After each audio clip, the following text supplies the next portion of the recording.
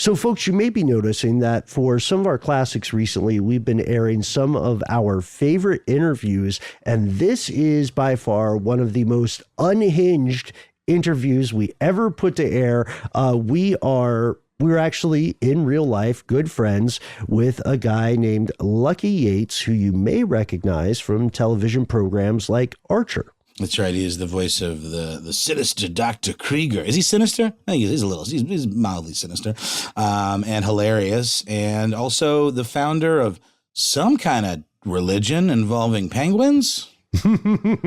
So dodos. That's the one. Yeah, that's the one.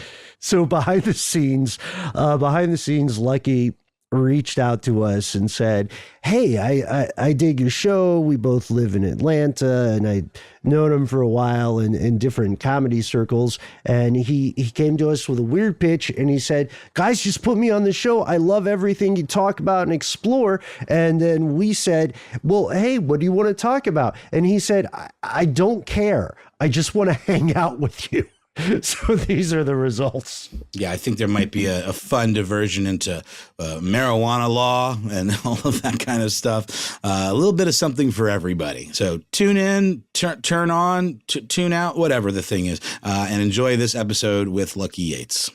From UFOs to psychic powers and government conspiracies, history is riddled with unexplained events.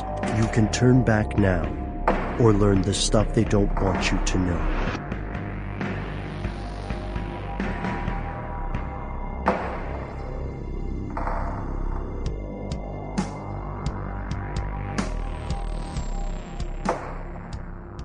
Welcome back to the show. My name is Matt. My name is Noel. They call me Ben. You are you, and that makes this stuff they don't want you to know. I want to check. You guys doing all right? You feeling good? Feeling nice. Yeah. Having some car trouble.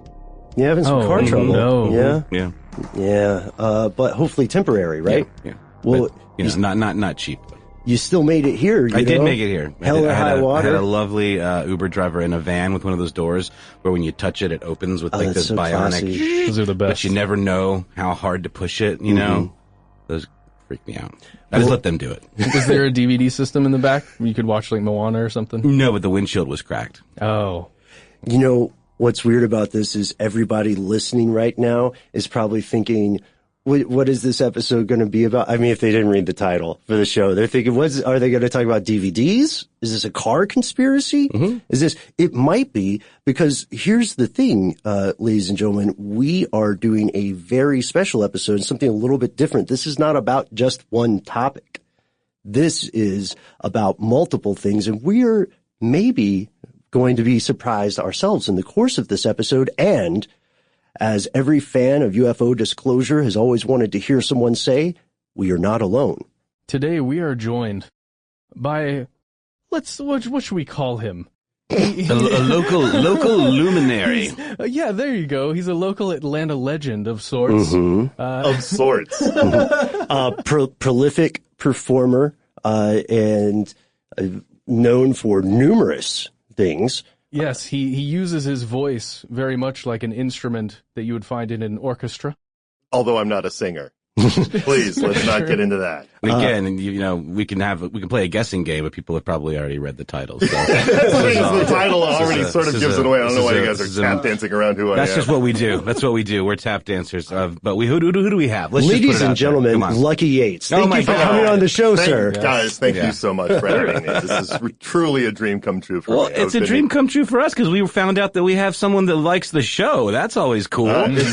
You reached out to us and we're like, let's hang. And we're like, yes. It is seriously the only podcast I can stand to listen to regularly. We love to be stood. Wow. Yeah. Oh, man. We're finally stood. Yeah. Can you believe it? Yeah, no. I'm your guy. Yeah. So, Lucky, with some background for people who are thinking, this voice is so familiar. I kind of know that voice. Well, if they watch Archer, the television show now on FXX, we used to be on straight up FX.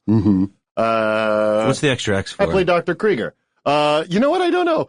FX Extra? I don't know what. I don't know. Is it sexier? Is it a little like, I don't know. Yeah, I don't know. I don't think so. I don't know. Is It's Always Sunny a sexy show. Well, you know, They have their moments. Well, I do know that during the days of bootlegging and corn mash distilleries, the X's would show us how many times something had been processed or distilled, right?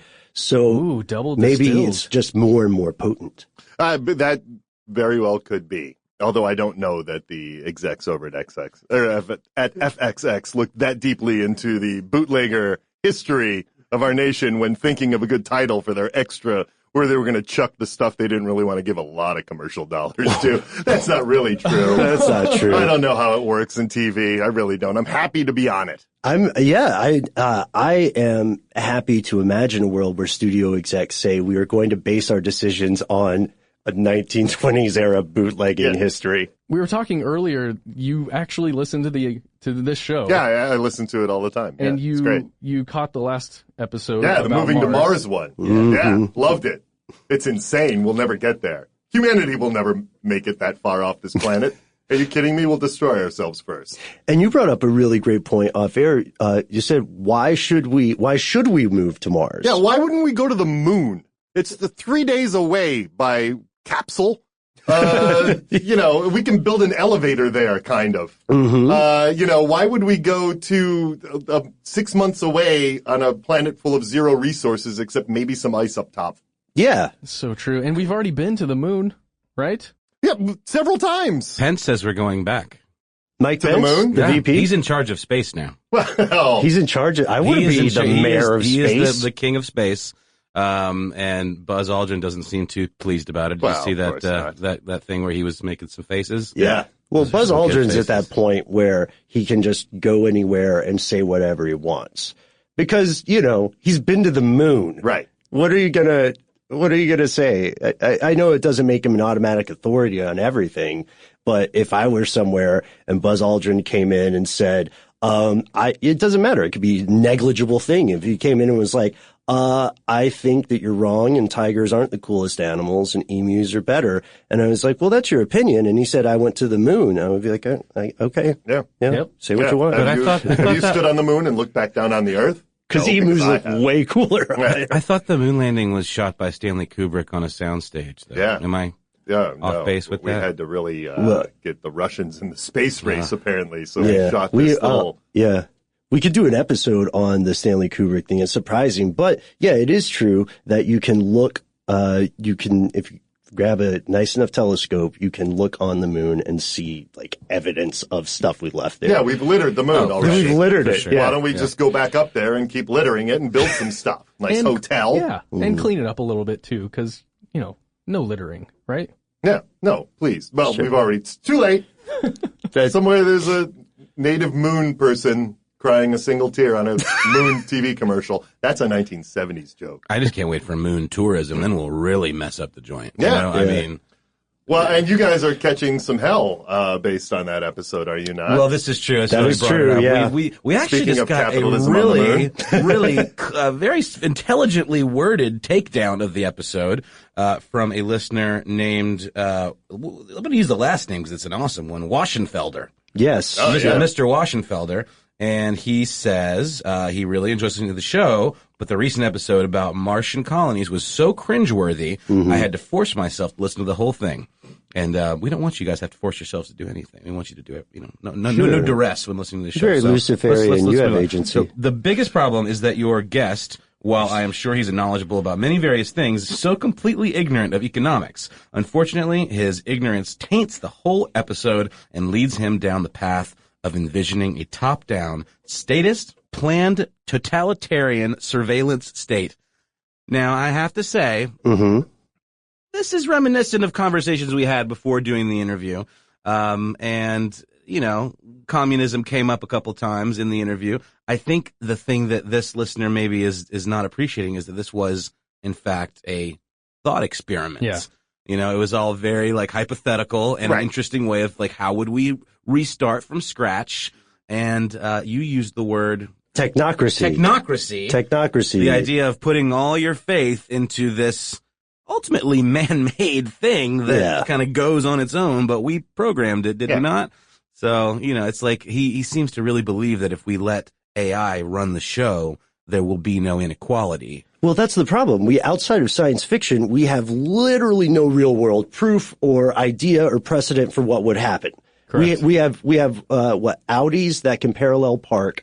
Google has a car that manages to stay out of accidents. Tesla is doing pretty well. And a lot of people believe autonomous vehicles are going to be the wave of the future, but that's not the same thing as saying an artificial intelligence should run a society that is already eliminating any margin of error. Have you not seen Space Odyssey? I mean, you know, machines, when you give them too much power, they turn on you. Yeah. And they sing creepy songs in monotone voices, and they won't open the airlock. That's what happens. That's where we're headed.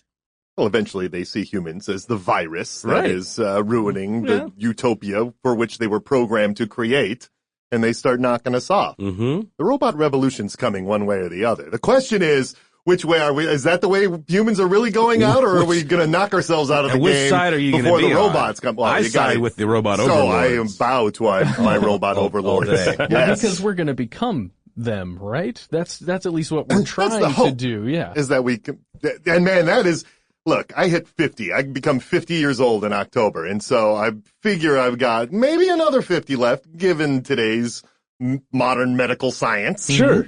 That is optimistic, if my friend. by that he looks point, very healthy. You do look good. if at that point we are able to download ourselves, my consciousness into, sign me up. I wanna Yeah. be the first guy in line. I don't care if I'm hacked. I just want to get into that world and just see. Have Oh, you yeah. seen the latest season of Black Mirror? No. Oh, man. I there's really couldn't make it past the initial pig screwing Well, that's a episode. quality episode. It was There's such a brilliant episode. there's I'm like, one- I'm done. There's one in particular that's actually probably the most upbeat of all the episodes in the entire series. It's called San Junipero, and it deals with, without any spoilers at all, something along the lines of what you're talking about. Yeah. So we get dinged for even, I accidentally spoiled Lost for somebody, a show that's like, God, let it decade old. go. Decade Yeah. old, Yeah, so we've kind of like stuck with a 5-year cutoff for 5 year, spoilers. that's our I think statute. that's fair. I feel But like anyway, that's you fair. should watch San Okay, yeah, Junipero. I will. If you I have will. time. So we want to thank everybody for their opinions, keep us honest. We do have a couple of emails that we'll read on a separate episode regarding this, but I think there's a really good point that Lucky here made, which is, you know, are we being cartoonishly optimistic about going to Mars? Yeah, I think so. Have you looked at the math? Well, It's insane. Yeah, we can. There's no way. The best we could hope for is to create some sort of penal colony up there, you know? A new Just Australia. jump off our bad, or, you know, parts of the year. I think Georgia was once upon a time a penal colony, wasn't it? Yes. Yeah, and so, like, just send the bad ones up there. Man, if they build something, great. Eventually we can send up some other forces to take down the prisoners, and we'll just absorb the stuff that they've built. Humans are awful. You know, I mean, every organism is awful. Every organism is fighting for its dominance in this crazy universe of ours. And so, like, what are you going to do? You want to build something, don't try to send nice people up there to do it. Eventually, they're going to turn on each other anyway. Yeah. You know, Bill and Mary Jane are going to be doing it, and then Roderick is going to enter the picture, and then all hell's going to break loose, and we only got 20 people up there anyway, and now they're all dead because Roderick got pissed. Yeah. We really should have screened him. You know what I mean? He just didn't he didn't answer the questions. Like, how are they also, how will people be screened? Will we be in a situation where the planet, there are ecosystems collapsing, right? Like, if a kid born today, if not them, maybe when they have children, those kids are never going to eat a wild fish. Right. Or something, right? Not even Alaskan sockeye? Well, I mean, farm raised, From the maybe. grocery store. That's the good one, though, right? That's like the premium fish. You're hoping. Yeah. You're hoping. Not, We it's might- not dyed tilapia. Oh, that's or what I was something. going to say. The Salted. tilapia thing is apparently really disgusting. Yeah. And a lot of calamari is actually pig intestines. I've heard that, too. Yes. No. We're eating chitlins and Yeah. we're thinking it's calamari. That's Yeah. the best thing I've That is ever pretty heard. funny. It's happening. I've It's also true. heard that scallops sometimes are just pressed whitefish. They cut them out with a cookie cutter, and it's just like crappy like whitefish that they put in the shape of a scallop. Listen, I don't there's know. so many people on the planet. Everything has to be a lie, or else we'd just go insane and rip each other to shreds. It's true. We have to have that illusion Yeah. of, there was that old quotation that was every every civilization is 7 missed meals away from anarchy. Yeah, like if nobody eats for a week, then that's it. That's it. Have you seen Les Mis? I mean, come on. I actually read the book. Little Gavroche. I mean, I've actually never seen the show, but I have listened to that soundtrack 8 billion times. So you kind of, you know what happens. I studied the theater. I get the gist. Yeah. I remember history. It's a good show. I've been to Madame Tussauds Wax Museum. Uh-huh. Yeah.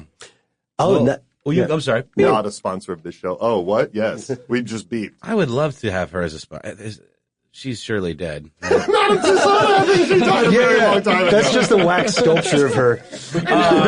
We think. No, actually, I think she's in the museum. Like, there is a sculpture of her in the Of course museum. there's Like, a wax really... sculpture of her. Yeah, sure. It's like if you're a real estate agent, you have a nice house, you know? That's a good point. That would be a perfect sponsor for this show. Madame Tussauds. Oh, yeah. I went to the one in New York not long ago. It was a lot of fun. It's fun. I really enjoyed it. I took my kid. It. I have a 6-year-old, and she loved it. And as soon as you leave, you just want, you're like, why don't I have a graven image of myself in wax? It's so weird walking up to them because they really do look like living, breathing human beings that at any second could turn to you and go boo and freak you out. I was pretty freaked out when I went in there. It was great. And that sort of situation, that uncanny valley, might be closer than we think because, you know, you mentioned medical technology progressing. I think that's realistic. You know, we hear a lot about futurism and people say, oh, Alan Kurzweil is deluding himself when he says we're going to discover these different forms of immortality. Something like it is happening, but I think before that we'll have increasingly we'll have androids and artificial beings that cleave increasingly closer to what is human, like in Japan, where there are dozens, dare I say almost hundreds of scientists who are saying, let's build a very specific lifelike thing. Mm-hmm. And it's almost always creepy. Yeah. It's always some guy who's like, I've built the perfect woman before you see she can feel pain. Oh, wow. I sent you that video, Matt. You saw that. As a woman should.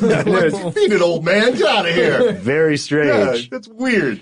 We're some rambling fools because we haven't even gotten to the topics we discussed and agreed upon. Hey, That's true. Should we, let's hop ramble in? on. I know. I mean, I'm liking the ramble, but let's ramble down this road over here. Yeah, let's do that thing they tell you to do in technical writing presentations. Say what you're going to talk about, then talk about it, then tell people what you talked about, right? Yeah. Have you ever heard that? It's the old filling time trick. Well, it's setting some guidelines, right? That's fair. That's fair. So we wanted to explore some of the following things today. We wanted to explore some topics that we talked about off air. Cloning, aliens, magic, marijuana legalization, and the extinction, possibly alleged, Question mark. of the dodo, which is something we didn't know about until you told us about They're it. still out there, man. You think so? No. I mean, maybe there's some sort of version of it. Maybe on some, you know, they were concentrated on this one little tiny island of Mauritius, you know, until humans came along, and then they were there for millions of years and didn't need to evolve or devolve to get rid of their wings. And, There's no competition. Yeah, what's the point? Yeah, there were no mammals on the island until people started showing up in the 16th century, and then we brought along with us not only our clubs and our appetites, but also boars and dogs and rats and all kinds of things that ate these ground dwellers' eggs. And so we knocked, like, within 100 years, they were gone. Now I'm into the idea that perhaps, you know, I'm sure not all dodos stayed on Mauritius, that the sailors who took a liking to these screwy birds threw them on ships and brought them to other, you know, ports and all that kind of stuff to show them off. And maybe a couple of them got loose and everything. But there are some really, you know, questionable videos out there of some dodos running around. And it's very, very obvious that these videos, I don't know, they don't look too legit. But I love the idea that maybe, you know, they're ground dwellers. They were in thick jungles most of the time that, you know, I mean, you guys did cryptids not too long ago, you know. If a Bigfoot can hide, then a dodo certainly can hide. Oh, man. They are hideous, though. Do you? What's that, dodos? Yeah. Oh, I think they're amazing. They look like really so like dinosaurs freaky. that just like were left around. These guys know that I'm somewhat terrified of birds. I wouldn't say somewhat. Pretty legitimately terrified of birds. Really? Yeah. They just, I don't like their beady little eyes. I don't like their little creepy movements. And They're the dinosaurs dodo, on the planet. they really are. That's what it is. I'm not crazy about lizards either. I think that might. Yeah, that might you're be a only connection. safe because of the size difference. Yeah. No, my cat too will like murder birds and like bring them home, and I don't even like to mess with them when they're dead. Have you ever experienced a murder bird? No, but I like it. The northeast murder bird is not to be messed with. No. There's not such a I have bird. nightmares sometimes that there are birds under my covers. Like, Yeah. No, Oh, that's true. You'll have none of it. you've been doing that? What? Yeah. Is that you? You should have given me a key. You were a creep. Well, fine. I am what I am. Get out of my life. Get out of my head. His cockatiels need somewhere to go at night. Well, it's weird too because I had a Can't put 'em in a period. I had a period of bird love. I guess when I was younger, I had a really? cockatiel. Yeah, Bird I had love. bird tolerance. Yeah, I had sure. a pet cockatiel, Yeah. and it would sit on my shoulders. Pictures of me as a kid. But then I turned back that corner of bird hate, and I didn't even want to touch the cockatiel. So you don't want there to be some sort of relic population of dodos. No. Which I agree I would wish be all birds were extinct. very improbable. We have to have birds. They're part of the I know. ecosystem. Yeah, I don't really believe that, you guys. Don't write me mean emails. Very sensitive. So Lucky, you sent us this video when you were like, maybe. How about dodos being still alive somewhere? And I was thinking of all the animals that could survive with a relic population. Dodos? Because this is roughly in the same area of the world where we still see a lot of people swearing that they saw Tasmanian tigers. Right. You know, which are big creatures, and it's very, very like, I know technically it would be more difficult for those to survive just because of their size and their range, but they just seem so much more well prepared for life than a dodo. Yeah. Well, and a dodo being a 3 foot tall, 50-pound ground bird. You know what I mean? Yeah. Like, if they're out there, we're going to see them. Right. You know what I mean? And yeah, like, they got to come out for food sometime. They can't just eat in the forests. Shellfish were part of their diet too. I want there to be dodos really bad. I look forward to, perhaps, I think they recently discovered some DNA evidence of the dodo. You know, they had none to begin with. You know, there was just some scraps of bones and all that kind of stuff. And people have stayed on it for years and years. And just recently, somewhere in the 2000s, they discovered something with enough DNA evidence that, you know, it's like the mammoth, where you sort of hope that they can It's a ground pigeon is the dodo. It's in the pigeon family. So if we can sort of re-engineer the dodo bird. Well, for what it's worth, Just to 1 have in some. 4 Brits believe the dodo still exists, according to a study from the World Wildlife Federation. British people? And Yeah. they would know. Yeah.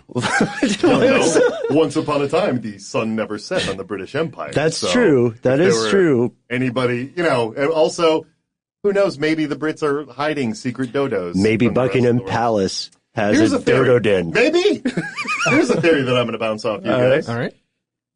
What if there is some form of dimensional travel of which the Sasquatch is a member of Oh, boy. That came up in our interview. Let's say that once upon a time the unicorns figured out how to slip through dimensions. Okay. And Okay. when the Bigfoot was sort of about to get extinct, the unicorns thought, I'm going to save that Bigfoot.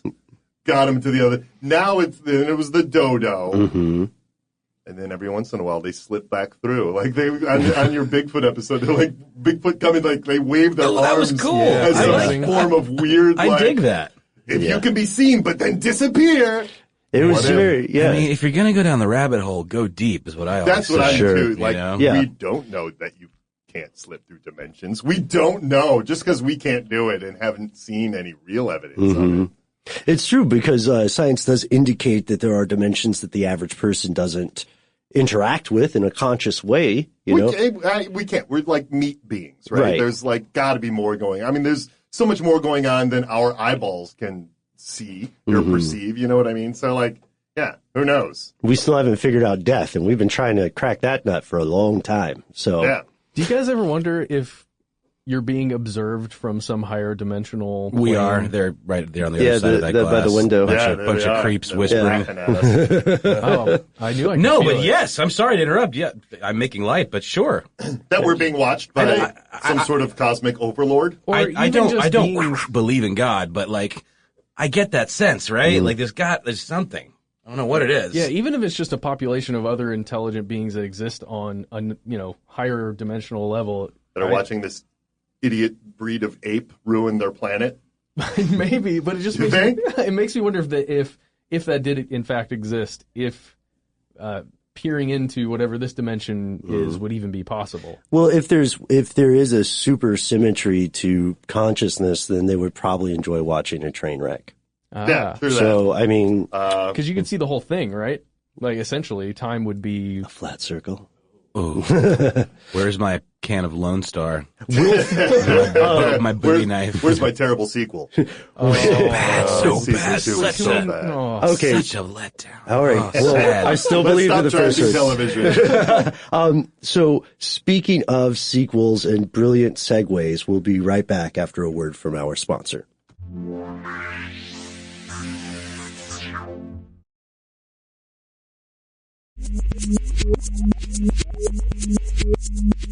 And we have returned. I propose that we shift to something else, something that's been in the news lately. Yeah, I saw this story not long after I spit into a little vial and mailed it off to a company called Ancestry.com. Yeah. And they're not a sponsor, so I'm gonna trash them a little bit. Give us the straight well, poop. First of all, they were very nice. They let us. It was for another show that I work on called The Stuff of Life, and we had an episode that was called Wired, where it was about the connection between human beings on the planet, whether it's electronic or what's the word, genetic, or various ancestors, etc. And so we all took the tests. And we got the results back, and it was so underwhelming. It was like I'm 80% Scandinavian or something, and it was just like I was expecting more granular detail in there, so it was already a letdown there. Then, lo and behold, I stumble upon this headline: Genealogy, a warning to Ancestry customers who consent to use DNA services. And it's basically about how they have partnered with a biotech company called Calico that's owned by Google, and this partnership allows Ancestry to make its customers' DNA results available to other companies for research purposes. Yes. Yeah, I like how vague it is. What I want. And God. this is a serious rabbit hole if we want to go down it, which obviously we very much do. We're already on the way. If we want to go to the depths, could they clone me without my consent? Oh, I want to run into another me at the mall one day. Be like, what? And then have the whole chase and the whole, oh man, I want it so bad. The age of doppelgangers. For what reason would they collect your DNA? Like, are they starting a seed bank for humanity, much like the seed bank that's being flooded out? And where is it? It's Norway, I believe. Norway, yeah. Yeah, it's in Somewhere at Scandinavia. the top of the world. Maybe they're just holding on to it till they can figure out something cool to do with it. Yeah, like, let's populate Mars with workers. Yeah.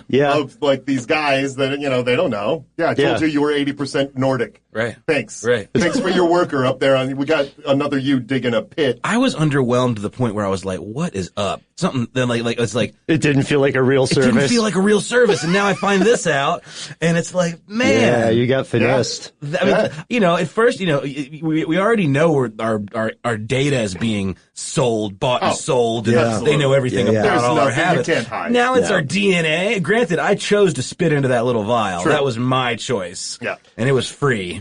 But, if they're really trying to be super nefarious and get particular people's DNA, it's easy to chase somebody down and get a glass after they drank out of it. Of You know course. what I Sure. mean? So, like, it sucks, but But this is like fine print that What are I've they gonna do with consented it? to, right? Sure. Like they have Yeah. my nobody stuff. reads the fine print. They Yeah. have my stuff. Well, here's the thing. I want my Here's- stuff back. Here's one thing we do know. Gene therapy, they would look through your code to find indicators of preponderance or tendency for a genetic disease, Right. a predisposition. Yeah. And they would say, well, it turns out that this person is 80% Scandinavian. I'm making this up. I'm not trying to scare you. Has a higher likelihood of developing what's something really weird. I Like don't know. They could make it sort up. of super glaucoma. Super glaucoma, yeah. It's an epidemic in Scandinavia. And so they would say, okay, well, now we have this treatment that we patented that can address that thing for this specific group of people, but we own it. You don't get a part of it. That's the other thing that got me. Because I'm so cheap, you guys. When I learned about all the massive data collection, just electronic surveillance, I figured, okay, yeah, well, that happens. And then I learned that they were selling it and I wasn't getting a cut. Yeah. I was like, that is not cool. Yeah, you know what I mean? right. So here's the gist of the fine print. Okay. This is from an article that I just pulled up. It says basically Ancestry gets to use or distribute your DNA for any research or commercial purpose it decides and doesn't have to pay you or your heirs. Ancestry takes this royalty-free license in perpetuity for all time and can distribute the results of your DNA test anywhere in the world and with any technology that exists or will ever be invented. That's the part that I'm talking about. Will ever be invented. Wow. Yeah. Like, that means they could clone me. It's weird in contracts when they give, like, in perpetuity in all the known universe. Like, they'll go out and they're like, whoa, what? The universe? I feel like I got you guys. Yeah, I mean, you seriously. Well, how long can a blood sample last, do you think, or a saliva sample last? Well, you can also... Can you extract it or something? It's not a one and done because you can cultivate it. Right. So they can just continue growing until they're ready to make a... I know you're trying to make me feel better, Matt, but it's not helping. Well, you got to put yourself in the... Yeah, it sucks. Don't do that. Don't take my DNA and do stuff with it. But what are they really going to do? I don't know. What are they going to do that's going to screw up your life so bad? Unless they, like, plant it on a crime scene in order to frame you. But why would they do that? Don't make an enemy at whatever... at Google. So that they're not planting your DNA to murder scene. Yeah, but that's the thing, though. If a company like Google has this kind of power... Minority Report! It's rough, man. I don't know how I feel about what this. I wouldn't do is just don't ever talk trash about Google or Alphabet. Or, I just did! Any of the big corporations. That ship has sailed. That rocket is launched. We're on the way. Well, sorry, Over for me, guys. No, it's not. And hey, don't feel bad. Is it going to be okay? Yeah, I mean, and if we lose you, we'll just get the other version. You can use my clone. Well, and it's the type of thing that maybe one day they, like, got a clone of you in a tank somewhere, and then you're like, oh, I'm dying of kidney failure, and then suddenly there's a knock on your door, and they're like, hey, we have a kidney that's yours. Mm-hmm. Yeah. You can buy it from us because you signed this thing that said we could have it. We can sell it to you. It'll come back to you if you'd like. Yeah. Touche, We'll grow Ancestry. another one. Yeah, so Put you on a payment plan, right?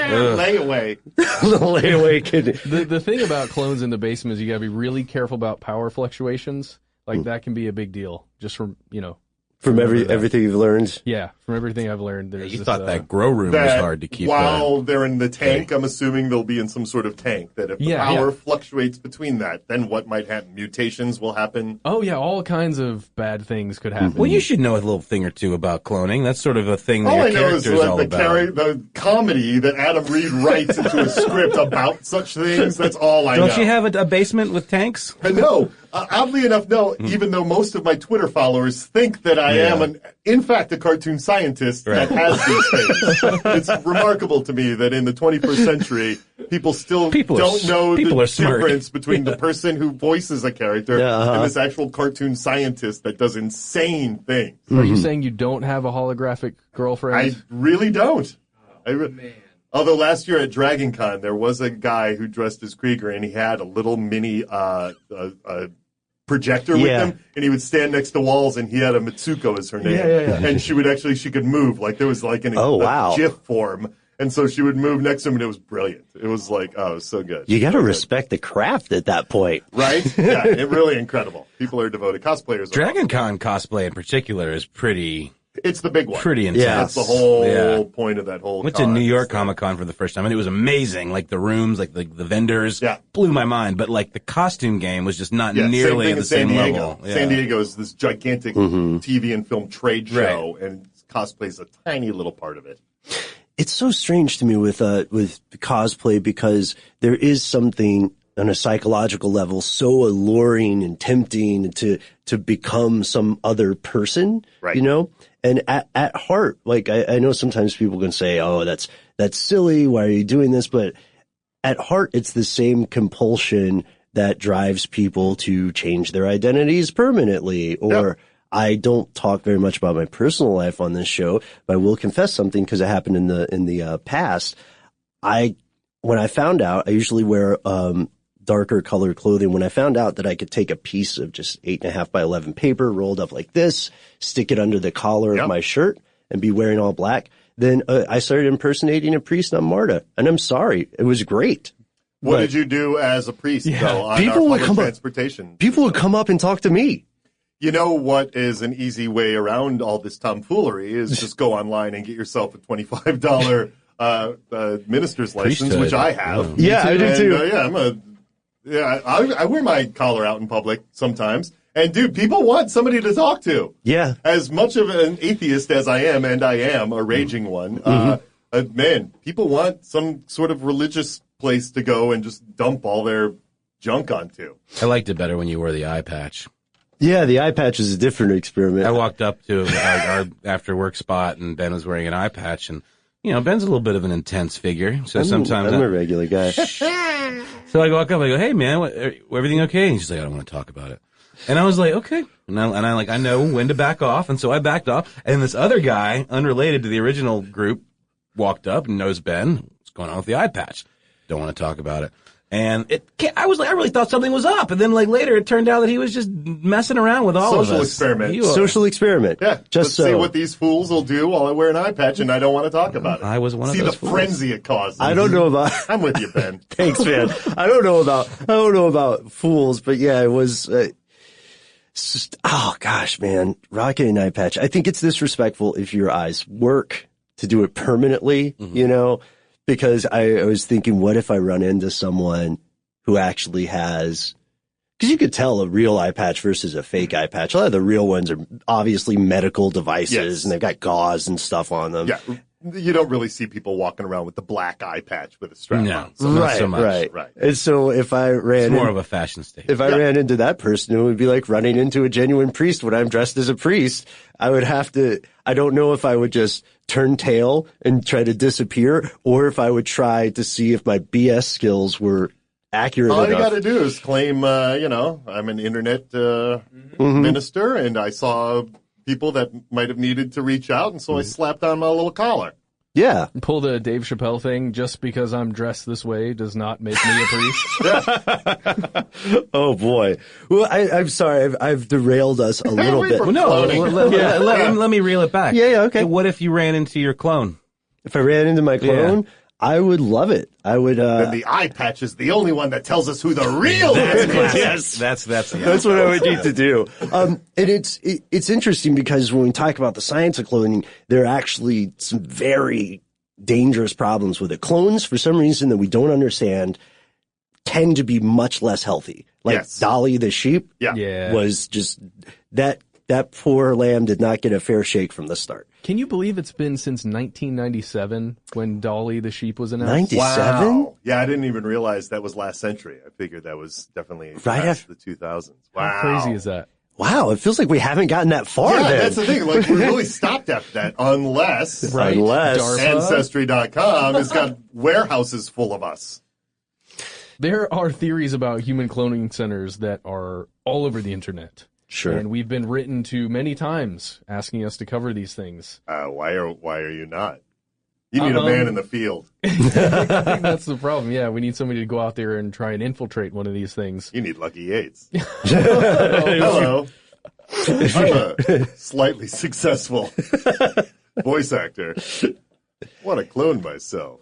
I don't want to get off this money train. That's pretty good. And the thing is, if we send a clone out, it'll be a tragedy when something happens to them, but it'll be a tragedy we originals can all experience together. The thing is when we get a clone of ourselves, first of all, they're going to be a baby, right? So it's like, who knows if this baby is even going to live past 6 months, and it's still just going to be a baby. They don't just come out fully formed? Come on. No, we're not there yet. We're not the Venture Brothers, where it's like we've got these tanks and beds and all that kind of stuff. It's like, no, we're going to have, age acceleration is a whole different ball of wax. Yeah. It's the consciousness, really, that we got to get out of our bodies. Making more meat versions of ourselves is silly if we are this close to the singularity of melding with machinery. Right, but that's where I want to go. But that's the question. Would it be just a copy of your consciousness? You know, it's like that old Theseus's ship, right? The old idea that if you slowly replace pieces of a ship over time, it's still the same ship. Yeah, right. yeah. Just because you're calling it whatever. Yeah, it's a completely different thing. Would you be cool with that? Yeah, sure, why not? As long as you've got, I mean, all we are is a bag of chemicals with memories, right? Which are chemically induced. Sure, yeah. So if you can keep those memories and keep building on them, which is the way, at least our understanding of how we work, sure, why not? It's just a different version of what we're already doing. It's just less gooey if we get hit by a rock. And you might not know. I mean, you would know, but it would be a relatively academic fact after that, where, you know, maybe in the future it would be a fun fact that you tell your friends at parties. You're like, you know, I used to be made out of, like, weird meat. Yeah. I had a part of me had to be cut off because I mangled it when I fell off my bicycle, which who needs those anymore? Did you guys ever read the comic that's available online? I think through Existential Comics. It was called The Machine, and it was all a thought experiment about this very thing with a teleportation machine. With every time you teleport, you die. And another copy is created. That's like in The Prestige. Yeah, essentially the same thing. And in this story, I won't spoil it too much, but it's such a popular thing because you can teleport anywhere, and everyone's just doing it, and everyone is just killing themselves and reconstituting themselves every time. But do you pick up, right, like, is there even a blip in the mind of the clone that lets them know that they're a clone? In is subjective there any discontinuity? In subjective time, there probably wouldn't be, or ideally there wouldn't be. We've talked about this before. Yeah. Over cocktails. You sound so classy, yes. Well, you know, it's just it's this kind of thing where when you've had a few beverages, you can really go round and round with stuff like this for a while. But the problem with that is we all, I don't know about you guys, but I always thought that I sounded way smarter than I actually did. You know, you usually sound about as smart as you are. I'm going to choose to interpret that as a compliment. As it was intended. As it was intended. But let's say you could have a clone, right? Let's say they could sort of accelerate its age up to somewhere point. Would you want to have one around? Let's say like, oh no, my liver's failing thanks to our conversations about this very thing. Now I need my spare part. Ooh. I would keep a me in a tank for spare parts. Yeah. If we couldn't make it to me being downloaded in into a tank, machine though, first, you wouldn't even like hang. Well, do I want to be friends with them and then go like, by the way, I'm taking your liver. Well, and your heart. Me, yeah. You know. Hey, thanks, other me. And then you start fighting about who deserves to live more. Does the original, who's failing, deserve to live more, or does the improved clone deserve to live more, who knows everything? I think we should just, I think the answer that a lot of people will find is maybe it's just easier to make organs. I don't know if it's more difficult or if it's easier, because you'd have to build an entire support system to impersonate the rest of the body for that liver. There'd have to be something like blood going through it. Right. But in theory, though, couldn't you do it like, you know, Chicken McNugget style, where it was all on an assembly line? You could just make dozens of livers, just print on demand. Yeah, kind of. Maybe not exactly like that. Types and such. Just like, you kind of have like a selection, you know. Like I don't know. Oh man, I feel like that would be instantly used by nefarious billionaires. Did you guys read this study? Well, I don't know if it's a study. I'm not 100% on this, but there were rumors going around that people had discovered transfusions of blood from young mice into old mice improved their health. Like real life vampirism. Now we're talking. Right? Mm-hmm. This is a real thing now in Silicon Valley. On the TV show, it was there, but also in real life, of infusing young blood into old blood. Into older blood. That's ridiculous, though. Aren't we constantly making new blood? Right. We're not just using the tank of blood we were born with. Correct. So, we don't have this. I don't know. For how long? How long does this new attitude last when you got the new blood? Are you sounds like a fad to me. Full of vim and vigor for the rest of time, or does it after a week you're just like, get a B12 shot? You know, right, I mean, come on. That's what I was gonna say. I imagine it's like taking a vitamin supplement or something, where it just gets through you essentially. Oh, then you're getting into that countess that bathed in the blood of the young women. Bathory. Yeah. Well, also, it makes me wonder, what if it's just like 20 minutes? That's, Is it worth it? right. Thanks, college kid. Your life gave me 20 minutes of pure ecstasy. Did you guys watch Silicon Valley this latest season? No, this last season, no. There's this whole thing based on this where it's a guy who's just employed with a salary to sit there for 20 minutes and infuse blood. And it's based on the an Gavin actual Belson thing. character? Yeah, and it's based on an actual. Well, I can give you some of the background, you guys. So there's this story got reported in MIT Technology Review. It is being offered as an anti-aging thing from a company called Ambrosia. See, that sounds great. For $8,000, like some dystopian. This is such a brilliant plot. For $8,000 a pop, they will, Whoa. Yeah, they will inject you. I feel like all four of us are so creepy by calling it new blood, but that's what it is. That's what young it is. blood. Young blood. What's like that Radiohead song, We Suck Young Blood? You guys know that one? They were prescient, weren't they? They were. They were. So, the guy who started, Jesse Karmazin, said that within a month, most participants see improvements from the one-time infusion of a 2-liter bag full of plasma. So, several scientists say his trial is so poorly designed it can't hope to provide evidence about the effects. And it was also a pay-to-participate study that collected $4.8 million from the participants. That many people lined up at $8,000 a pop. Yeah. Wow. I want to see how this shakes out. A lot of people are saying that a lot of other experts are skeptical, to say the least. But I have to ask, if we assume it worked, like if somehow it worked, which biologically at this point doesn't make sense. Right. But if it worked, what would be the point where you would not do it? Would it have to be like the time span is not enough? Would someone have to die? Would you be taking all of someone's blood and then living a more healthy, virile 5-10 years? It just strikes me as such a bougie, thoughtless thing to do in the first place. We know blood donation centers are always in short supply. Yeah, Not enough people donate blood, and we're just like scooping up all the blood that like dying children need, so I can and feel just better so I can today. feel good, get a little pep in my step. No, But terrible. imagine if you could make a living, like an actual living, and pay rent just by giving your blood away to these ultra-rich humans. Would you do that? But wouldn't you feel terrible all the time? So you'd just be a blood bag, That's like Mad literally Max what you- and Like Fury Fury Road. Road, yeah. You would literally be someone. No, that's a terrible life. That's not a life. That's not a life. That's cool though. You can play some PlayStation while you're doing yeah. it. Just be anemic all the time. Like, I don't know. About to pass Just out. gotta lay down. You just Have have a orange juice and a cookie. Yeah, or just cooking an Oculus Rift, and you're good to go. No. What a terrible stop it, rich people. Awful.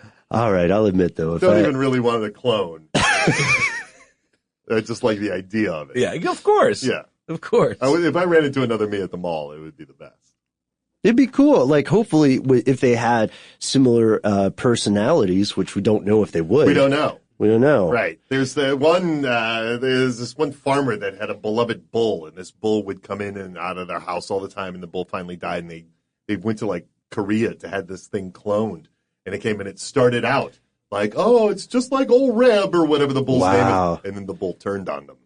Yes, because clones are evil. Clearly, they've never seen science fiction films. Yeah, and so the bull became this horrible, crazy, rampaging bull that they had to put down. They should have been able to tell with the mustache and all. And the eye patch. Also, don't let bulls in the house. That is a bad idea. Rule number 1. Yeah. You got a bull. Yeah. Keep it Yeah. in the bull yard. Yeah. That's what people tell me on my first day. Told me on my first day starting here. Should we take a quick stop, hop off the bull, and take a sponsor break, and then hop back on Sounds great. and ride?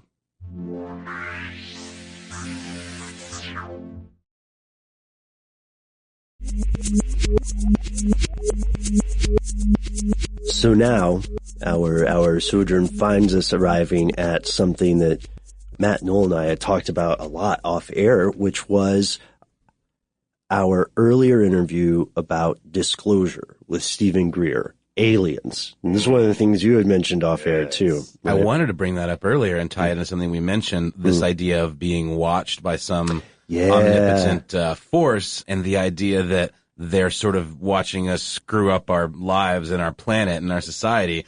And we talked in the interview about if these are extra-dimensional creatures, Sure. do they have some purpose in interacting with us? Like, are they here to help us? Are they waiting to watch us burn ourselves to the ground so they can swoop in and do something with what we leave behind? I don't know. I think that was one of my favorite parts of that discussion, actually. Yeah.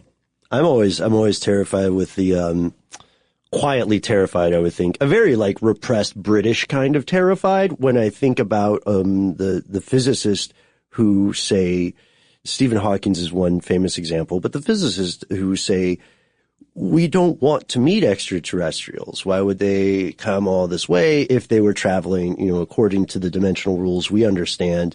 And more, even more disturbing, what if there are other civilizations, other sentient intelligent beings that can hear all the signals we're trying to put out, and they're just not responding? Yeah, maybe they're just like, no way. Yeah. We don't want to dumb apes. Train wreck. Yeah, Or maybe they're nightmare hiding. People. Maybe they're hiding. Maybe we're collectively, our species is that idiot in the horror movie who's like, hey guys, I heard something weird in this house. Yeah, I better go down there. I'll be right I'm going to back. go down this cellar. Oh, now that we're inside, let's run up the stairs. See, I think we're just more in our infancy. If there are other intelligent species. Oh, great. that are We're close a enough. wailing baby. I mean, we really That's are. good. If you think about Humans? We're Yeah. nothing compared to the lifespan of a planet. I mean, we're in the middle of, how many times has there been a mass extinction? 6. 5, 6? Yeah, we're There's in 6 of 6. them. Mm-hmm. We're in the middle of the 6th one right now. I think we're due. Yeah, okay. Yeah. So 5 times before, everything has been wiped out. And so we're just the leaders at this one.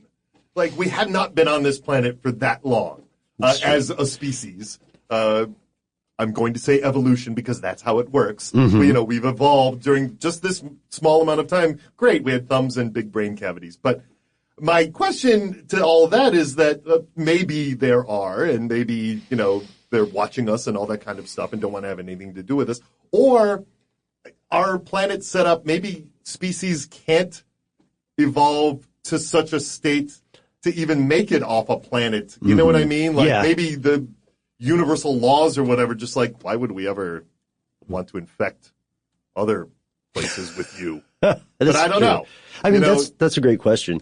The Earth is like an organism, basically, and every creature on it is another organism that is fighting for its space and all that kind of stuff. And humans are really running wild on ours. And, at some point we're going to throw good numbers of ourselves off one way or the other. And maybe that's just how life works in the universe, is that we can only get so far. Any species can only get so far before they just burn themselves out or throw themselves off the planet because they get too smart for their own good. Yeah. I really like that you pointed that out, because the one of the things that we had explored in the past, which bothers people on an existential level, is just what you said. It's a massive, I guess I could say, it's a massive pain in the ass. I can say on the air, right? Yeah. Okay. We'll allow it. I think we've loosened the reins a little bit. Oh, that's true from the Mars interview. I forgot about that. Yes. But the point is, it's a massive pain to take anything that's specifically adapted to living in this larger organism, recreate its environment in a sustainable way, and then just put it out in glorified, the best we can do, but a glorified container, right? Right. And then say, okay, let's just keep playing this lottery until we can build something larger and semi-sustainable. It seems like the future of space exploration is going to belong to whatever new life form humanity creates. Yes. So we're not the protagonist, really. We're like We're the builders. or That's the it. midwives or something. You know? Yeah. We were the result. And there's, of course, the theories that the life on this planet evolved from comets and things smashing into it because somewhere else there were these organisms on the microscopic level that attached to the various comets and whatnot and got here. And then, boom, life happened. And so, if we really want to get off planet, I say we just start, Shooting microbes. Put our personal microbes on some rocks and shoot them into space and hope for the best. get some spermazoa and some eggs on these rocks and get them out there. Chuck Forget 'em. trying to put a man. Why would we try to put humans on Mars where they're just going to get bombarded with radiations and nightmare scenarios that they'll never survive? Is it because we just want to have one guy or one lady who can one-up Buzz Aldrin in a conversation later? Well, I had a baby on Mars. What did you do, Buzz Aldrin? Yeah. That was one of the most fascinating things from the Mars episode, the What's idea that? of procreating on Mars and how long it will take to figure out if that's even possible. Yeah. That was the no thing too idea. that made it so like completely unsustainable. Was I think they could take 100 people at a time, and their goal is to get a million people. crazy. Eventually. Come on, man! And they were Yeah. saying by the time that everyone got there, there'd be a whole new generation of kids that had been born there. We work the way we work because we grew up on this planet, Right. not on some other planet. But So one true. thing that came up in the interview was with Marshall was I brought up the idea: would we evolve differently on Mars versus absolutely on Earth? we And would. I think so Yeah, too. you know who really figured this stuff out was the first Total Recall with Arnold Schwarzenegger, Yeah. whereas immediately, like, true Martians became mutants of these weird because they were just growing up in this completely different environment than Earth is, and so we started sending people there, and they started breeding, and then you got Quato. Yeah. Yeah. Lived in that man's chest. Have you seen the video where it's that, but he's singing "Your Eyes" by Peter Gabriel? It's so awesome. Everybody look that up immediately. And again, to go with Hawking, why would we want to meet? So let's say some species was brilliant enough to make its way off the planet or slip in between dimensions and all that kind of stuff. And they're here and they're watching us who are total morons. Like, with the humans do not have it figured out, or else the world would be in a very nice state right now where everybody would be working harmoniously with one another. We are absolutely not in that state. No. But they're going to be so much further advanced. Why would they come here for anything other than resources? And if that's what they're here for, unless we're the resource they need, then we'd be getting loaded onto ships that just wipe us out and take whatever they were here for, the unobtainium. It's like that. Whatever it were. There was a Twilight Zone episode where the aliens wanted to take us all to their planet, and To everyone was serve super man. stoked about it, right? Yeah. And then it ends up that It's a cookbook! Oh, I love that episode. That's great. that show is so Man. great. They created like every twisty sci-fi trope. Rod Serling. It's in that Yeah. show, Rod man. Serling My was hero. the best. There'd be no Man, Shyamalan Night without Gallery him, yeah. gets even weirder. You have a quote, Krieger has a quote Yes. in the show about superior anal technology with the aliens, and that's why he was so fascinated by abductions and Yeah, aliens. right, yeah. And They could tell so much just by probing our butts. that's one of the strangest and funniest things to come out of pop culture around abductions and aliens and all that. Yeah. I just Why is it always an anal probe? Why are they? Yeah. Does anyone even siphoning know? so much information out of our What's butts? ground zero for anal probe alien tropes? Like, was For it reporting? was it the Twilight Zone? No, I don't think. I know it wasn't, but who was it? During the collective, there was some real fads of suddenly there were all these It's a Freud abductees thing. that were I bet it's coming a Freud thing. forward, right? And so, like, That's I think true. one abductee probably brought it up, and then other abductees, quotes, air quotes, Yeah. We're like, yeah, started totally. jumping on this same, oh yeah, that happened to me too. And then of course, because it's the funniest thing that could happen, is that you would go on this ship and the aliens would start sticking things in your butt. That's the one that people, because we are still just poo-throwing monkeys. After Absolutely, all, and guys. I Butts are don't fun. I don't not believe in the concept of abductions. I just don't think we have enough information. I'm not like fully on board, If they but I have the same attitude towards that as I do about like the existence of a greater deity or here's my something. question. You know, If aliens were coming here and abducting us, why would they put us back? Why wouldn't they just take a person, go off, do all their experiments, and then discard? Why? For ethical reasons? They're bringing us back and putting us back in a You don't room at know night what their- with sort of fuzzy memories of what happened? Like, what's the point of throwing us back? maybe they have really high level morals in their Then society. they would ask us permission and have a booth at the, You can sign up.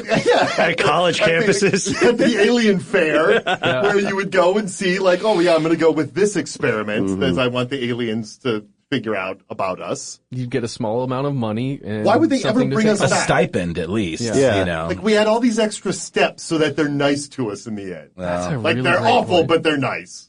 Well, there's also the possibility that abductions occur, but the cause is misattributed, because we know memory is treacherous, right? One thing I thought was interesting about these alien abduction stories is if you look at them plot point for plot point, they're very, very similar to the old tropes of, people being visited by changelings or fairies, Yeah. So I think there's a larger phenomenon or experience or something in the zeitgeist, but I think it's also just very, it's easy to attribute a specific cause with a lack of transparency, but if we don't know, then we can just say what is more likely, what is less likely. And I love the point you're making about why would it be catch and release? You know what I mean? Because what is this, a nature preserve? Just take us. Yeah. Do with what you will. There's a whole, space is endless. Yeah. As far as we know, just chuck our bodies out when you're done with us. I will say this, though, and this bleeds into not only what we're talking about, but also my theory on ghosts, which is another, which is dimensional echoes, right? Okay. So we could be, the theories say that we live in this multi-dimensional system where, and let's say dimensions rub up against each other. That's what I think ghosts, because I wish more than anybody that spooky ghosts would be flying around all over the place. God, I want that to be real. Mm-hmm. I don't think it is, but I've lived in a house that other tenants have claimed was haunted, and they heard a lot of things, and every once in a while you would see a weird shadow walk by that you didn't. But I think things like that are just like, maybe there's a dimensional echo, right? Mm-hmm. Maybe sometimes the strings or whatever get a little close to each other, and so there's some bleed in between dimensions. And maybe abductees are sleeping and they see this guy. Some other dimensional thing will rub up against it, and they can perceive it, and they don't know what to make of it, and so they create this. Already in the pop culture mindset are these alien abductions, and so it must have been that as opposed to this other thing that I can't even possibly begin to explain. Wow. I don't know. Did you ever have any personal experiences while you were there?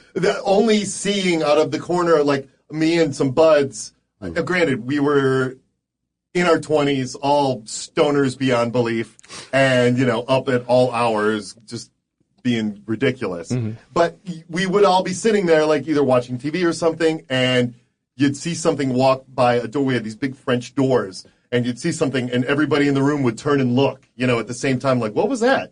Whoa. And it would be like, whoa, what just happened? And one of my very best friends on the planet, and also a big skeptic, was left in the house at one point during the holiday season. Everybody left. And he heard like a full-on party going on upstairs, and he was alone in the house, and he was freaked out, like he left the house. He couldn't take it anymore. And the guy, one of our buddies, who his grandmother had originally owned the house, and apparently there was a lot of entertaining that went on during the holidays and all that kind of stuff. And that's when I was like, well, maybe these are just some sort of echoes of those old times and stuff that somehow, I don't know. So not a conscious thing, just another experience. So, I've told this story on the podcast before, and I'm just going to tell the quick version. But when I was a kid, a girl I was dating, a dear friend of hers died in a car accident, and I got into her car, my girlfriend at the time. She was finished class, and it was like really cold. I got in, and she was like crying, and I'm like, what's up? And she blows on the inside of her car windshield, and the girl who died was her signature's there, clear as day. And in my mind, at that moment, I was like, ghosts, ghosts are real. This is a definite thing. You got really emotional, and I felt like a sense of this thing. Yeah. But I know now that it was totally like the kind of thing a girlfriend would do, like in their early 20s or whatever, write your name in your breath or whatever, and you got residue on your fingers. It's still there. So it's oil. Like, exactly. But like in that moment though, I was just like, done. Yeah. I'm in, and it was like, I didn't even have to explain it away. It just kind of like fizzled over time where I realized, I was kind of like really taken in by the moment, but like this is really what was happening. And it was kind of disappointing. Our meaty brains want an answer. And a lot of times there just aren't ones that we can perceive. Right. And so we come up with ghosts. Yeah. Well, and here's where we get into something very similar, where the human mind is just trying to make sense of something that we don't understand. Right. And we call it, a lot of times, magic. So yeah, okay, all right, I'll buy it. Magic. Yeah, magic. Well, it's something that comes up here all the time because we discuss how technology, if it's advanced enough, it seems to be magic to us, simply because we can't explain it. Yeah, I cannot. As far as I know, there's a little wizard that lives inside my laptop that makes it happen. As far as I know. Yeah. I don't know how it works. What's that Arthur C. Clarke quote? Yeah, that's what we were just like. Technology past a certain point is indistinguishable from magic. I'm paraphrasing. Apparently that comes up hardcore in the new Transformers movie. I think it's in the first Thor movie too. Yeah. So there's this idea, right? Sure. But then there are other human beings throughout history who have tried to make use of a more, I don't want to say conventional magic, but spell casting and actually writing things down. And the focus your mind on this one sort of subject or outcome that you want, and somehow you are making the universe respond to your constant thought processes. Yeah. I used to buy into that stuff too, but then it becomes, how can I possibly, my little chemical thing going on in my brain, have any influence whatsoever on the physical world around me? How? Unless I do. So like, unless you're influencing yourself in some way. Yeah, unless it's like weaponized psychology, which is a phrase somebody used that I thought was cool. But it's true. There are certain things that no matter how much you focus your attention or how ardent a fan of the secret you are, you can look like hundreds of people got together in the 60s and tried to lift the White House with their minds. Yeah. It's still on the ground. You know, was it the Pentagon? Oh, was it the Pentagon? I think it was the Pentagon. Okay, thank you. Yeah. Sorry about that. They should have tried with try to lift a bike first. Like, let's start with a bicycle. Yeah. Before we move to the White House, which is a giant building. Yeah. Full of people. Very heavy. So what? Yeah.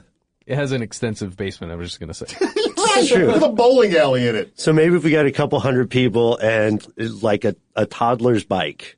Yeah. Start. What a ping pong ball. Try to lift that up first. Hundreds of people. We're going to put it right in the middle of this field. You make a circle around it. Just lift this ping pong ball up. What are you guys doing next Saturday? Hopefully lifting a ping pong ball with my mind. I'd rather just play some ping pong. Can't we just keep it simple? I think we can. I'm a basic. I think we can do this all in one afternoon. We just have to multitask. You know what I mean? We could take the ping pong balls from the ping pong game that will satisfy me and then try to lift them with our minds. Or we could see if someone could try to like tilt the ping pong game in your favor. Yeah, that's, see? Okay. Yeah, there you go. Because that's what people would do if they had small amounts of telekinesis, right? You'd be in Vegas playing craps because you'd never lose. Don't you ever feel that urge, though, just to like think real hard at something and make it do a thing? I try to do that all the time. It doesn't work. It doesn't work. But it's like you're telling, like telekinesis and all that stuff is magic, essentially. You know what I mean? Where all these words, all these, different things, it's all the same crap. It's just like you want something to happen that really can't, but so you're going to make this thing called magic, make it work. We just haven't harnessed the strings yet. In some cases, practices that would have been considered magical in the modern day did produce important results, like alchemists, when their predecessors of chemists discovered a lot of stuff. Some of it turned out later, came back to bite us, like pesticides, but at the time, that's amazing. Yeah. And so I can definitely see that edge of it. I have a proposition for you guys that ties into this a little bit. So one of the big psychic powers, which I would also classify with magic, that people will typically talk about in fiction or sometimes claim they experience, is what's called psychometry, the idea that by touching a physical object, someone with this gift would somehow know what happened, right? Yeah. So like Lucky is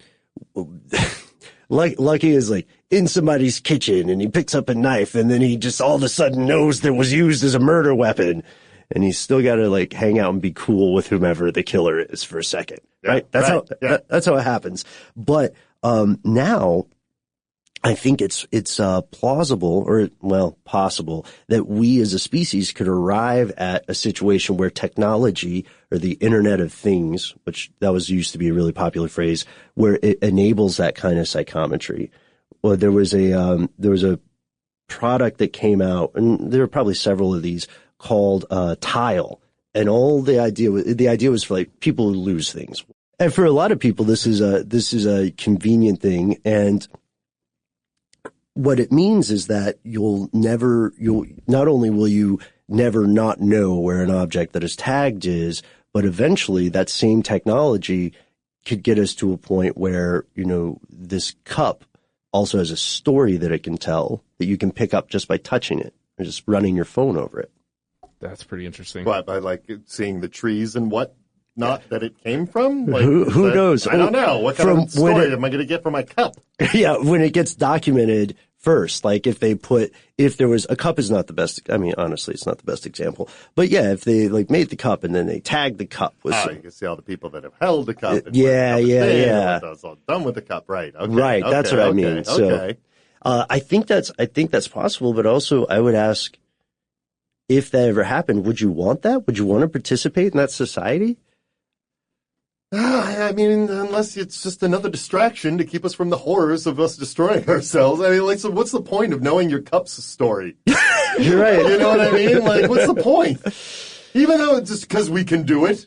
Yes. Like, yeah, that's the historically that's something that we've often said as a life form. We've often been like, hey, this thing we could do? And someone's like, oh my, we can do that thing? Like, yeah. And like, well, let's go into the desert and blow up an atom bomb. Yeah, let's go do it. Let's go do the thing. Well, that's our curse, right, of humanity. Like, we're fearless and curious at the same time. We don't care if it's going to wipe out a bunch of ourselves in order to find something. Man, if we think of something, we're going to have to do it. Yeah. We're not going to stop until we do it. That's just the human way. Got to make sure we can. Yeah. So you were into magic at some point, or you just were interested? I love the idea of magic itself. Also because, every religion in the world is based on the idea of a giant magical being who, has other magical henchmen that seem to no longer really be working out there in the field, but it's all magic based. You know what I mean? Mm-hmm. And it's just like, it has such a grasp on humanity, the concept of magic, even though it's weird bringing up religions, is that when you introduce that word to somebody when discussing, I'm an atheist, and so, but if I'm discussing somebody who has a religious background, like my parents, let's say, if you bring up the word magic, they flip out. Yeah. But then when you explain, but here's what you're saying, and there's no other way to describe what you're saying other than using magic. Which is ironic, considering that a lot of hardcore Christians think any magic that isn't involved in their religion is evil and witchcraft, satanic in some way. It's like the magic in my book, but they don't acknowledge the only that magic. That's but totally in Harry Potter magic. It's oh my god, that's Satan's work. And it's not just Christianity. To be fair. No. It's very common. Absolutely. Yeah. And I mean, then it goes to humans being just very tribal, and we've got to have our group as the right group and not your group. Let's wipe each other out so that our ideas are the ones that survive. And it's a zero-sum game. Yeah. Ben, I'm so jealous of you having been able to saw Ricky Gervais debate or defend his atheism to Stephen Colbert, who is a devout Catholic. Yeah. And he had the coolest line. It was I believe in one less God than you. Yeah, he's like, there's 3,000 gods in the working canon of humanity right now. I just don't believe in one more than you. Yeah. Like, you don't believe in 2,999 gods. I just don't believe in 3,000 of them. And I thought that was a great point. It's great. Mm-hmm. You know, if we want to get into religion, I don't know how many cards and letters you want to receive. Well, we just, at this point, would like to remind everyone that we will never tell you what to believe. No. Hey, what gets you through your day, great. Just as long as it's not causing you to do harm upon others. That's the way I see it. I think we can all agree with that. Yeah, if it gets through your day and all your beliefs and you rock it, man, do it. Go for it. Happy for you. But, I don't think that. Well, I don't think I'm not a big believer personally in proselytizing, so I don't think it's. We say it on the show because it's something that we practice in our real lives. We're not going to go out and tell people what to think or what to do. No, but it's okay to say, I'm not going to tell you not to attempt to launch yourself out of a cannon without training. Right. But say, well, you should know the odds of you being injured are much higher than the odds of you, pulling off this cool trick. I mean, the person you're trying to impress might date you, but they'll be dating you in the burn ward for a while. Best case scenario. I think that's absolutely fine. I appreciate that you said whatever it takes to get you through your day. So whatever gets you through your day. We know that we live in the West, at least, an increasingly secularizing society. Yes. Right. And, we also know that people are shedding some of the old taboos that once existed, social taboos, right? And one of the biggest cases of stuff they don't want you to know that we get since this show began would be people asking us about marijuana legalization. Specifically cannabis and hemp. Yeah. We found various different and surprising historical anecdotes. Marijuana was not always the villain that it became. Of course not. So we wanted to ask, what do you think about the current movement, which is state by state, and kind of contradicting the federal government stance? What do you think about the current movement toward legalization? Well, I'm all for it because I'm a huge pothead. Still? What do you mean still? You said it was in your 20s. No, that was my old drinking days. And then, in my 20s, I left pot for a while. And I became a real good drunk. No, fun drunk though. I never got bad or anything like that, but eventually alcohol turned on me.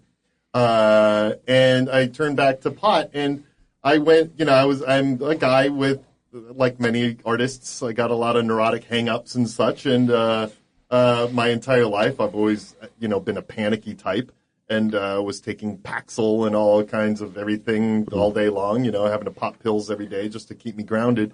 And man, then weed came back into my life and completely changed the game for me. Like, I just put me at ease with things I had never been at ease at before, gave me perspective on things and it was different than it was in my 20s, my experience with pot in the 20s, which was, I'm in my 20s, so I'm just looking at party, as opposed to this thing that I'm discovering, like, not only does it open me up to talk more about ideas and see things from a different perspective than I had before. I think maybe age has something to do with that too, but it also, I don't have to pop Paxil every day anymore because this has completely, mellowed out my whole panicky situation that I was always in the middle of into, being able to cope with things on a much more adult and responsible level than I had been, which I was just reactionary before. And we've done episodes on Big Pharma, and obviously a pretty significant, and just about anybody just observing could argue, roadblock to wide scale, large scale legalization is. Well, that's the whole thing. They want people popping the Paxil. Right. They want you to pop the Paxil. That's exactly correct. The problem with pot is that it's too perfect and it grows wild. And giant corporations can't control that so much. And can't they don't copyright it. Right. This is again goes back to the Mars thing. Trademark you can't throw capitalism up there because it's just going to destroy itself really fast. As soon as you throw the idea of who's going to make more money up here, then it just ruins everything. I'm all for pot. I also want to keep the big corporations out of it just because it is a crop and not Yeah. So here's the thing, Lucky. Do you live in Atlanta? I do. Okay. I do, and I smoke pot every day. Okay. Yeah, which is illegal in this state. That's the thing. But you think that is what makes it hard to get a hold of? That's the other thing, is that, look, every other state, including mine own, every state that doesn't have legality, it's out there, and it's the easiest thing in the world. It's easier for me to buy weed than it is for me to buy alcohol, and I'm 50 years old. You know what I mean? I got 100 guys that I know that I can get some weed off of. I got to drive to a liquor store. I have to know where one of those is. I got guys that'll deliver marijuana to me. Oh, that's true. Alcohol delivery isn't a thing yet. Not yet. They're working on it. They're probably working on it. They are working on it. But it's weird because it ties into some of the blue law things, right? And those are especially common in the South. We used to talk about the case for legalization, whether it's decriminalization or full recreational legalization. When Colorado massively boosted their tax revenue, and the state ran out of weed to sell. Nevada is currently out of That's weed. what I saw. There's a They shortage. just this month became like they opened up their dispensaries and they're out of pot because it became so everybody's smoking weed except the guys in the big offices that are telling us not to smoke weed. Well, they might be smoking too. Well. What's that old line about prohibition? It's like, people will vote for prohibition as long as they can still stumble to the poll. Yeah, that's the thing. Yeah. Prohibition does nothing but create crime. That's where the crime comes in, is the prohibition. As soon as it's legalized and regulated, then there's no problem anymore. It certainly feels like we're on the road to decriminalize, at least in a lot of places. I think the country is, yeah. I would gladly walk to a dispensary and pay more than I currently pay on the black market, knowing that the more that I'm paying is going to fund better schools for my state. Are you kidding me?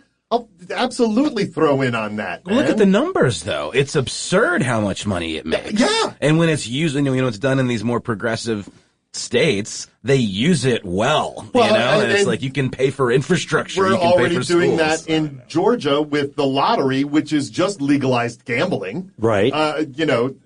We won't call it that ever because we're not a gamble state. But that's all that is. And it goes to our schools. Well, Man, in we'll make theory, it goes to our schools. in theory, scholarships and such. Yeah, maybe, kind of a little bit. But Who knows? But so good. Again, good chance to start afresh with marijuana legalization. Of like, then you pass legislation that earmarks that product, and it has to go there, or else this whole thing is done. What's Yeah. really standing in the way, though? Obviously, politicians are a big part of it. You've got I these, think the old generation yeah. of fear. There's a Yeah. lot of fear from because a lot of people that Is were it fear about like adults. losing their influence and No, the cronies no, in big pharma?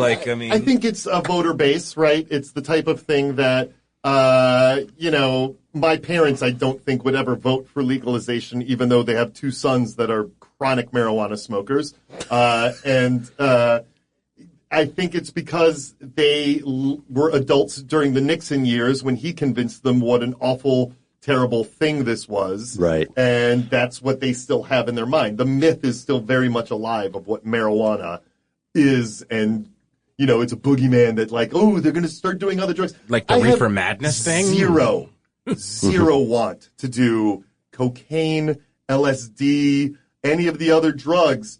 And I'm a huge pothead. But I'm a huge pothead because I love pot.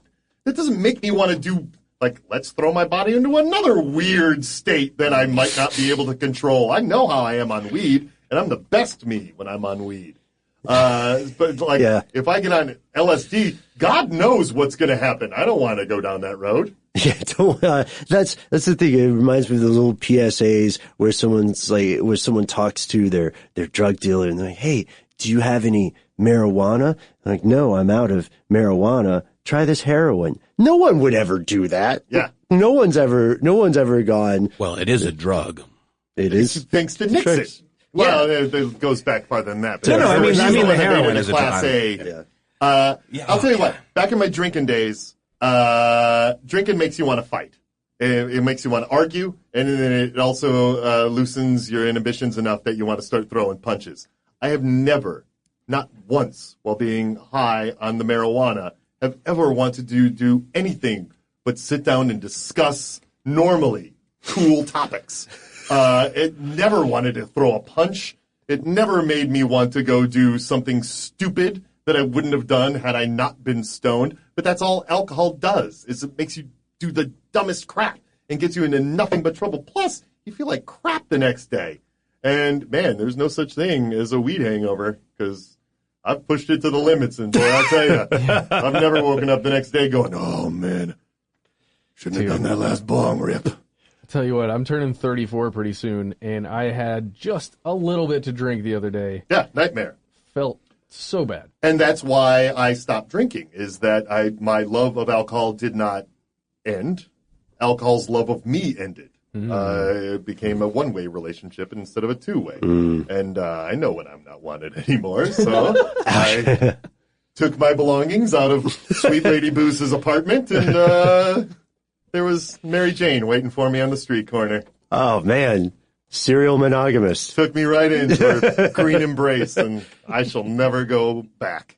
Well, one thing I'm finding interesting about these conversations is that more and more people seem to be, regardless of whether or not they personally use weed in any form, you know, typically more and more people seem to be saying, well, what's the big deal? Yeah, like, who cares? When's the last time that a crime related to the nature of this substance, not to the laws surrounding it, but to the inherent nature of the substance, when's the last time that caused a crime? Yeah, never. Right?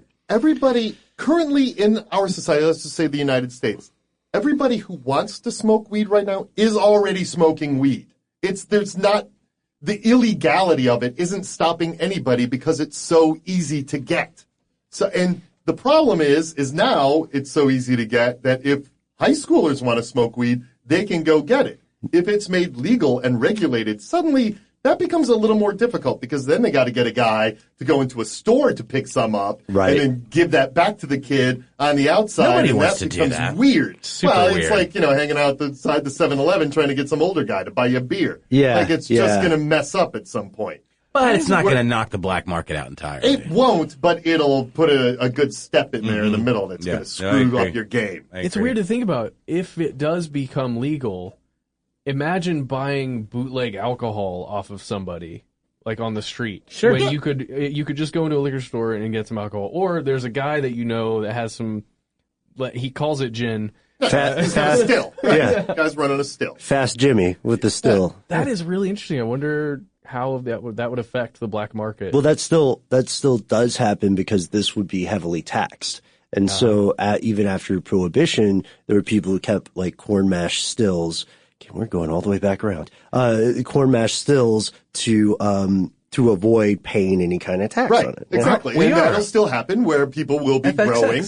And so let's say it's legal, and then it becomes like, well, where is your farming license in order to farm this now? It's a crop. You can't sell corn to people on the street just from your growing in your backyard, technically.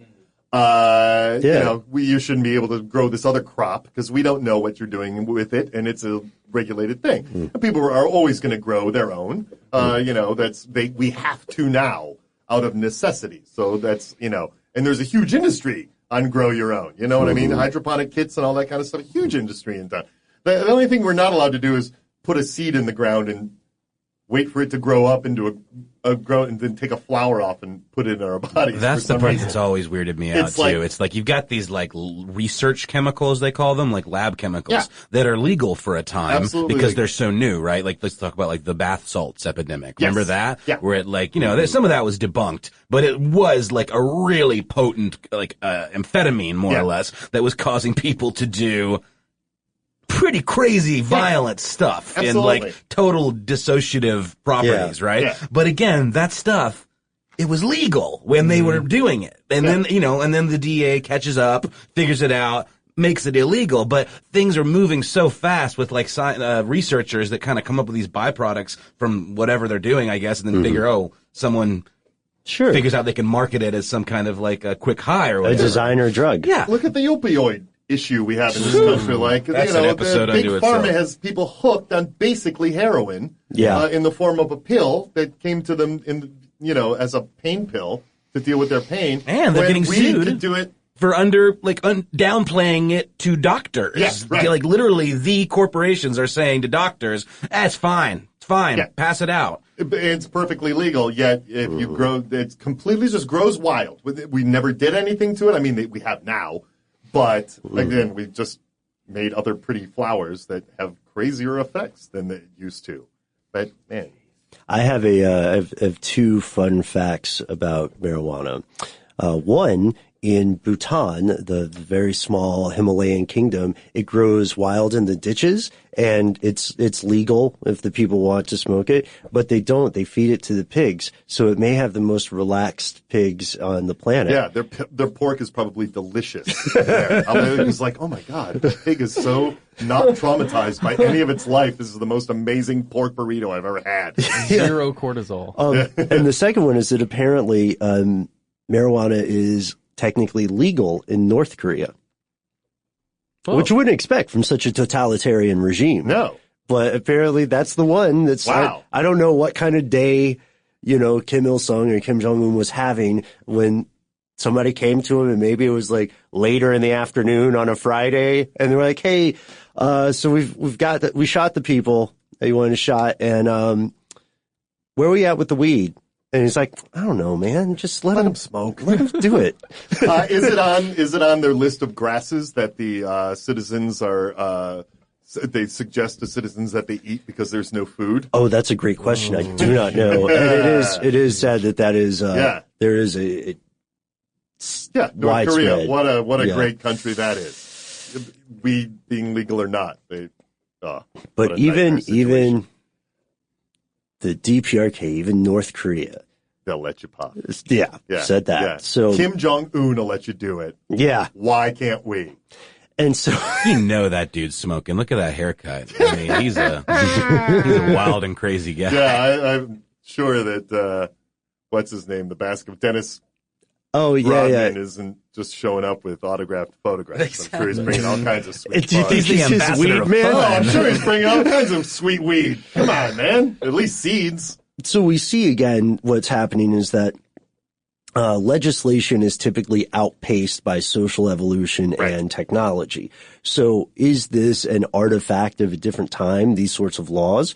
And if so, what is the future? What do you guys think? Is it eventually going to be nationwide? Totally. I think it will, and it's going to be like everything. It's going to be the dollars that speak the loudest, right? Mm-hmm. They're going to realize that, oh my God, look at the tax revenue we can get if we just legalize this damn plant that has never been a problem, and they all smoke it anyway in Washington. So Washington D.C. It's legal. It's legal.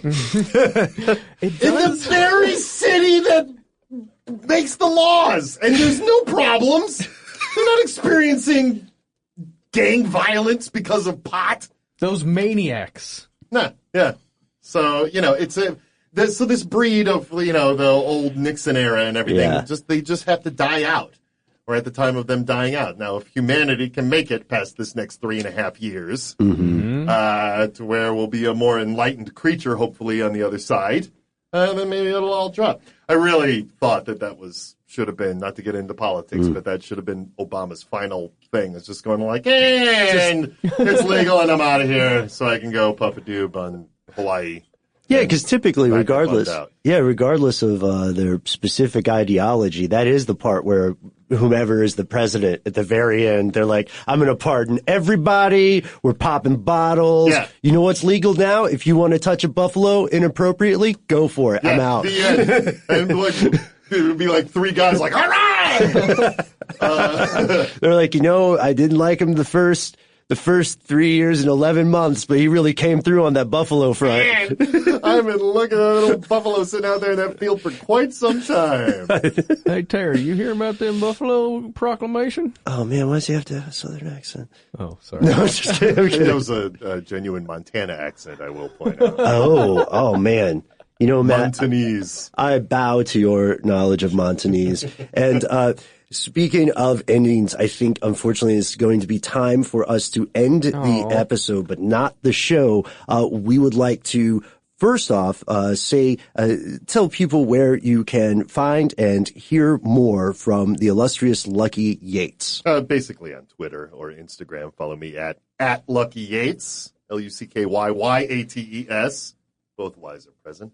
And find me locally if you're here in the Atlanta area at Dad's Garage Theater, performing the improvised comedy.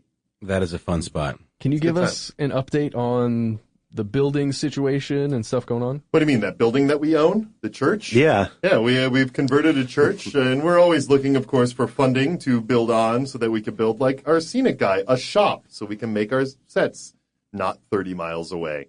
Come on down to Dad's. You can always volunteer if you want to get to know the place, see shows for free.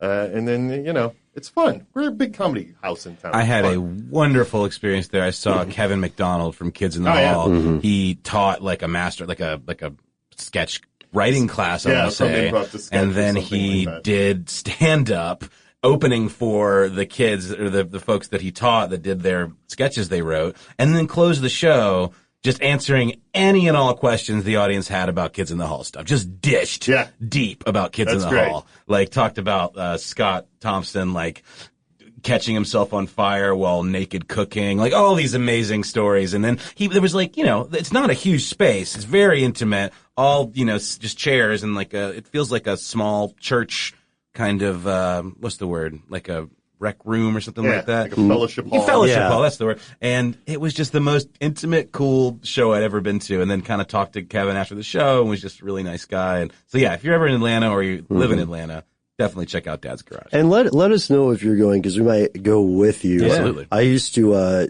I've seen Ben there several times. Well, I'll just keep a short anecdote here. I used to steal my parents' car to go watch shows at Dad's Garage. That's the best. It was great. I'm very lucky I didn't get caught because I did not have a license. But, well, they know now. Well, they know now. That's all My right. parents don't listen to this show. Last thing. Yes. Season 8 of Archer is available right now on FX Network somewhere. Yeah, and FX Now or whatever. It's all streaming somewhere. And then season 9 apparently isn't going to be around till like 2019. We haven't announced. I don't know. Is Those that are the true? rumors. Where did Those you are read the that? I rumors. don't know where anybody came up with that. I think it's Comic-Con next week, and I think we're announcing what the next season is going to be, which I can't say here. Sure. And then, I have no idea. I don't know, dude. I show up when they tell me. No worries. But it will be on the way. And Yeah. we hope you enjoyed this discussion as much as we have. Thank you so much for your time, Lucky. Thank you. This is truly a dream come Yeah, true. for sure. This is great, man. Thank you. And we're going to head out. In the meantime, we will be back next week with more strange, bizarre, disturbing, once in a while enlightening things. We got the shrug from Lucky I over mean, here.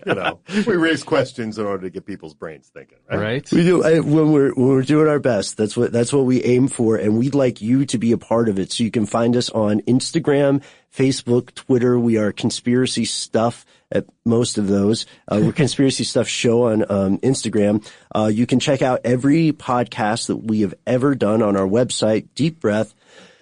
StuffTheyDon'tWantYouToKnow.com. We have a brand new video on our YouTube channel that just came out. First one in a very long while. That's you right. can watch it. It's fresh. We're back. And that's the end of this classic episode. If you have any thoughts or questions about this episode, you can get into contact with us in a number of different ways. One of the best is to give us a call. Our number is 1-833-STDWYTK. If you don't want to do that, you can send us a good old-fashioned email. We are Conspiracy@iHeartRadio.com. Stuff They Don't Want You to Know is a production of iHeartRadio. For more podcasts from iHeartRadio, visit the iHeartRadio app, Apple Podcasts, or wherever you listen to your favorite shows.